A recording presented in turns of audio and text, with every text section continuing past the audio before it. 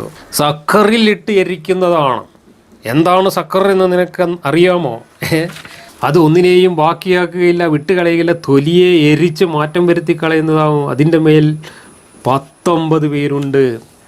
ഇവിടെ നരകത്തിലെ തീയിനെക്കുറിച്ച് പറഞ്ഞ് പേടിപ്പിക്കുകയാണ് വലീദിനെ മുഗീറയെയും ഖുറൈശികളെയും. എന്നിട്ട് ആ നരകത്തിൻ്റെ പോരിശ പറയുന്നതിൻ്റെ കൂട്ടത്തിൽ പറയാണ് 19 ആൾക്കാരവിടെ കാവലുണ്ട്. ഈ 19 പറഞ്ഞ മലക്കുകളുടെ എണ്ണമാണെന്നാണ് പറയുന്നത്. 19 മലക്കുകളാണ് നരകത്തിൻ്റെ കാവൽക്കാരായിട്ടുള്ളത്. അതുകൊണ്ട് നിങ്ങൾ രക്ഷപ്പെടൂലാന്ന്.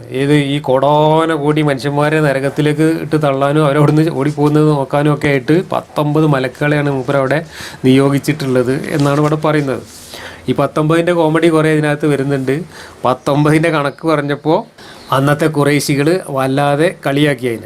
അവർ ഒരുപാട് പരിഹാസം ഇറക്കി വിട്ടു. എന്താണ് ഈ 19, എന്താ അപ്പോൾ 20 ആയാലും കുഴപ്പം എന്ന് പറഞ്ഞു.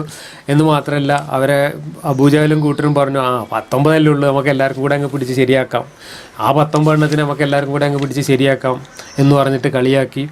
അവിടെ മല്ലനായിട്ടുള്ള ഒരു ചങ്ങാതി ഉണ്ടായിരുന്നു, ഒരു വലിയ ഫയൽമാൻ. അയാൾ പറഞ്ഞു 17 എണ്ണത്തിൻ്റെ കാര്യം ഞാൻ നോക്കിക്കോളടാ, ബാക്കി 2 എണ്ണത്തിന് നിങ്ങളെല്ലാവരും കൂടെ നോക്കിയാൽ മതി, നമുക്ക് ശരിയാക്കാം അവൻ്റെ 19 എന്നൊക്കെ പറഞ്ഞിട്ട് ഇവർ പരിഹസിച്ചു. അപ്പോഴാണ് ആ പരിഹാസമൊക്കെ കേട്ടപ്പോൾ അതിന് മറുപടിയായിട്ടും ഇറക്കി ഒരായത്ത്. ആ ആയത്താണ് ഞാൻ ആദ്യം പറഞ്ഞത്. ഈ സൂറത്തിൽ മറ്റു ആയത്തുകളുമായിട്ട് യാതൊരു ചേർച്ചയും ഇല്ലാത്ത ഒരു വലിയ പ്രബന്ധം, ഒരു ഗദ്യത്തിൻ്റെ പ്രബന്ധം ആയിട്ട് ഒരായത്തിറക്കി. അതാണ് 31-ാമത്തെ ആയത്ത്.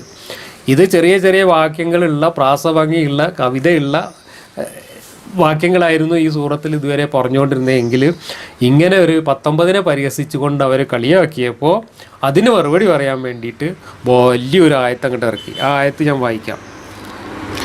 നരകത്തിൻ്റെ മേൽനോട്ടക്കാരായ ആൾക്കാരെ നാം മലക്കുകളല്ലാതെ ആക്കിയിട്ടില്ല, അവരുടെ എണ്ണം അവിശ്വസിച്ചവർക്ക് ഒരു പരീക്ഷണമല്ലാതെയും ആക്കിയിട്ടില്ല.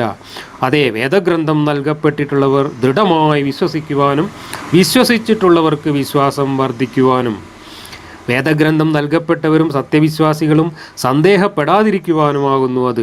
കൂടാതെ ഹൃദയങ്ങളിൽ ഒരുതരം രോഗമുള്ളവരും അവിശ്വാസികളും ഇതുമൂലം എന്തൊരുപമയാണ് അല്ലാഹു ഉദ്ദേശിച്ചിരിക്കുന്നത് എന്ന് പറയുവാനും വേണ്ടിയാകുന്നു.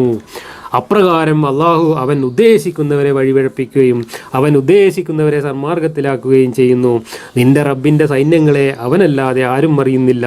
ഇത് മനുഷ്യർക്ക് ഒരു സ്മരണ അല്ലാതെ മറ്റൊന്നുമല്ലതാനും. എന്തൊക്കെയാണ് ഇവിടെ പറയുന്നത്? ഈ 19 മലക്കുകളുടെ കാര്യം പറഞ്ഞ് കളിയാക്കിയപ്പോൾ അതിനുള്ള മറുപടിയാണ് ഈ പറയുന്നത്. ഇതൊക്കെ നിങ്ങൾ വിശ്വസിക്കുന്നവരെ വിശ്വാസം ഉറപ്പിക്കാനും വിശ്വസിക്കാത്തവരെ അവിശ്വാസത്തിൽ ഉറപ്പിക്കാനും അവർക്കൊരു പരീക്ഷണം എന്ന നിലക്കും ഞാൻ അങ്ങനെ 19 എണ്ണം അങ്ങോട്ട് ഉറപ്പിച്ചതാണ് എന്നൊക്കെ, അതിൻ്റെ ഒന്നും കാര്യം നിങ്ങളാരും അന്വേഷിക്കേണ്ടതില്ല എന്നൊക്കെ പറഞ്ഞിട്ട് ഇവിടെ ഒരു മുടന്തൻ ന്യായീകരണം അവതരിപ്പിക്കുകയാണ് ചെയ്യുന്നത്. അതിൻ്റെ കൂടെ പരാജയത്തിൻ്റെ ലക്ഷണങ്ങൾ ഈ തുടക്കത്തിലുള്ള അധ്യായത്തിൽ തന്നെ പ്രകടിപ്പിച്ചു തുടങ്ങുന്നു. മുഹമ്മദ് മക്കയിൽ പരാജയ ലക്ഷണങ്ങൾ കാണിച്ചു തുടങ്ങിയതിൻ്റെ ലക്ഷണമാണ് തലയിലെഴുത്ത് സിദ്ധാന്തം അവതരിപ്പിക്കാൻ തുടങ്ങിയത്.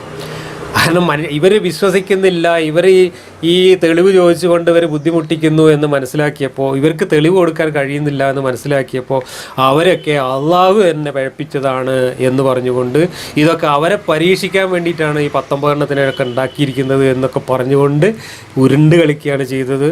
അങ്ങനെ അള്ളാഹുവിൻ സ്വയം ഏറ്റെടുക്കുകയാണ് ഇവരുടെ അവിശ്വാസത്തിൻ്റെ മുഴുവൻ ഉത്തരവാദിത്വം. അതാണ് ഈ വാക്യത്തിൽ അവസാനം വന്നിട്ട് അള്ളാഹു ഉദ്ദേശിക്കുന്നവർ ഓങ്ങനെയൊക്കെ പഴപ്പിക്കും, ഓൻ ഉദ്ദേശിക്കുന്ന ഓൻ നേരെയാക്കും എന്ന് പറഞ്ഞുകൊണ്ട് തലയിലെഴുത്ത് സിദ്ധാന്തം അവതരിപ്പിച്ച് ഇവിടെ ഈ ഖുറൈശികളുടെ മുമ്പിൽ ശരിക്കും കൂടുതൽ പരിഹാസ്യനാവുകയും ആശയപരമായിട്ട് തൻ്റെ പാപ്പരത്വം വെളിവാവുകയും പരാജയം സമ്മതിച്ച് ഉത്തരം മുട്ടിയപ്പോൾ കൊഞ്ഞനം കുത്തുകയുമാണ് ഇവിടെ തന്നെ ചെയ്യുന്നത്. ഖുർആനിൽ ആദ്യം ഇറങ്ങിയ സൂറത്തിൽ തന്നെ ഈ ഉത്തരം മുട്ടിയുള്ള കൊഞ്ഞനം കുത്തലുകളും അള്ളാഹു തന്നെയാണ് പഴപ്പിക്കൽ തുടങ്ങിയിട്ടുള്ള വിദണ്ഡവാദങ്ങളും അവതരിപ്പിച്ച് സ്വയം പരിഹാസ്യനാകുന്ന ദയനീയമായ ചിത്രമാണ് ഇവിടെ ഖുർആനിൽ നമ്മൾ കാണുന്നത്.